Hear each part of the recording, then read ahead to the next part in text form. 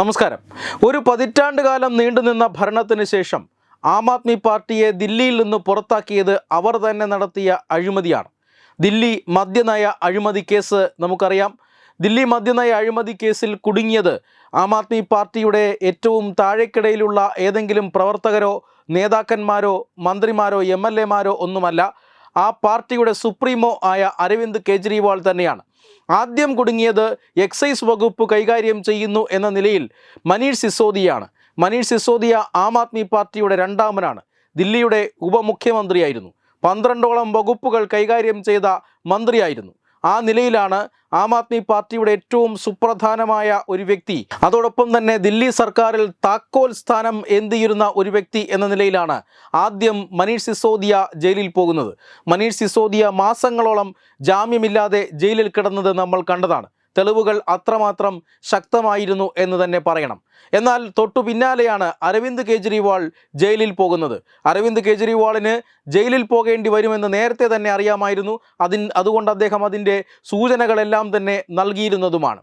അങ്ങനെ അരവിന്ദ് കെജ്രിവാൾ ജയിലിൽ പോകുമ്പോൾ കേന്ദ്ര അന്വേഷണ ഏജൻസികൾ പറഞ്ഞത് ഈ അഴിമതിയുടെ അല്ലെങ്കിൽ 100 കണക്കിന് കോടി രൂപയുടെ കൈക്കൂലി, 600 കോടിയിലധികം രൂപയുടെ നഷ്ടം വരുത്തി വെച്ച അഴിമതി, ഈ അഴിമതിയുടെ മുഖ്യ സൂത്രധാരൻ അരവിന്ദ് കെജ്രിവാളാണ് എന്നാണ്. ഇത്രയധികം കോടി രൂപ കൈക്കൂലിയായി വാങ്ങുകയും ഒരു സംസ്ഥാനത്തെ മദ്യത്തിൽ കുടിപ്പിച്ച് കിടത്തിയതിന് ശേഷം കൈക്കൂലിയായി വാങ്ങുകയും ആ പണം ഉപയോഗിച്ച് ഗോവ പോലുള്ള സംസ്ഥാനങ്ങളിൽ തിരഞ്ഞെടുപ്പിനായി പാർട്ടി ഉപയോഗിക്കുകയും ചെയ്തു എന്നതാണ് ആ അഴിമതി കേസിൻ്റെ ഏറ്റവും പ്രധാനപ്പെട്ട ഹൈലൈറ്റ്. ഈ അഴിമതി കേസിലാണ് 2 നേതാക്കളും കുടുങ്ങിയത് എന്ന് മാത്രമല്ല, ചില ജനപ്രതിനിധികളും കുടുങ്ങി. അതിനുശേഷം ആം ആദ്മി പാർട്ടിയിൽ ഈ അഴിമതിയെ ചൊല്ലി പല അന്തചിത്രങ്ങളും ഉണ്ടായി. നിയമസഭാ തിരഞ്ഞെടുപ്പിന് തൊട്ട് മുന്നേ 8ഓളം വരുന്ന MLA മാർ രാജിവെച്ചു പോകുന്ന സ്ഥിതിവിശേഷമുണ്ടായി. അങ്ങനെ അഴിമതിയുടെ കാരണത്താൽ ആം ആദ്മി പാർട്ടി തകർന്ന് തരിപ്പണമാകുന്നത് നമ്മൾ കണ്ടു.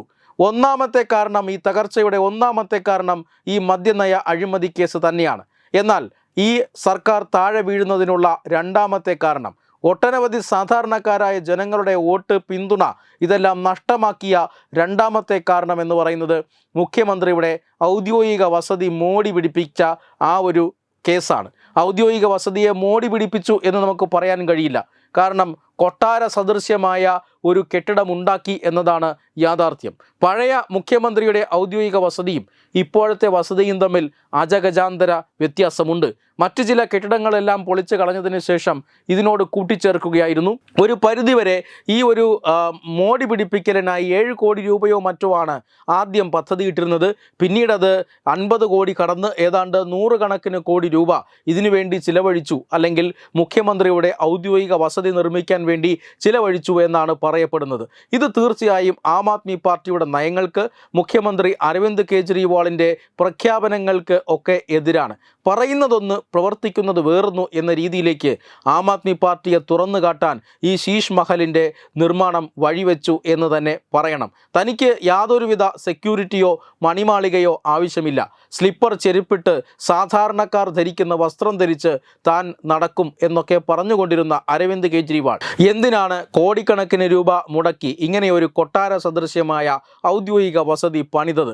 തീർച്ചയായും ദുരൂഹതകളും സംശയങ്ങളും അവിടെ തുടങ്ങുകയാണ്.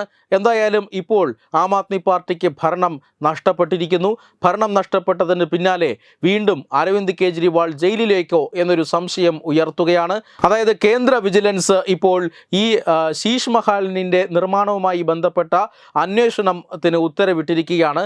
സംസ്ഥാന PWD വകുപ്പിനോടാണ് ഇതുമായി ബന്ധപ്പെട്ട വിശദാംശങ്ങൾ അറിയിക്കാനായി കേന്ദ്ര വിജിലൻസ് കമ്മീഷൻ ഇപ്പോൾ ഉത്തരവിട്ടിരിക്കുന്നത്. BJP നേതാവ് വിജേന്ദർ ഗുപ്തയുടെ പരാതിയിലാണ് ഇപ്പോൾ കേന്ദ്ര വിജിലൻസ് കമ്മീഷൻ്റെ നടപടി.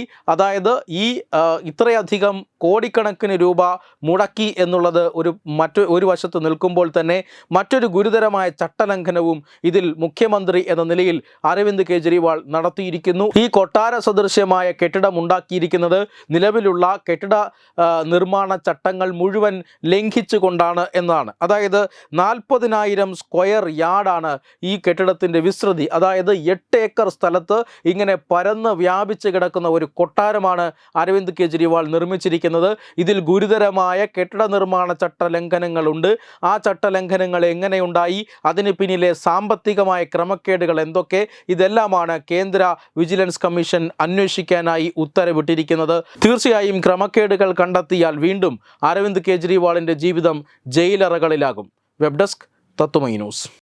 എഡ്യൂബിക്സ് online executive education. Focus physiotherapy centre Pattom. Unnat engineering Gujarat. തീർത്ഥയാത്ര.com. Iron build Gujarat.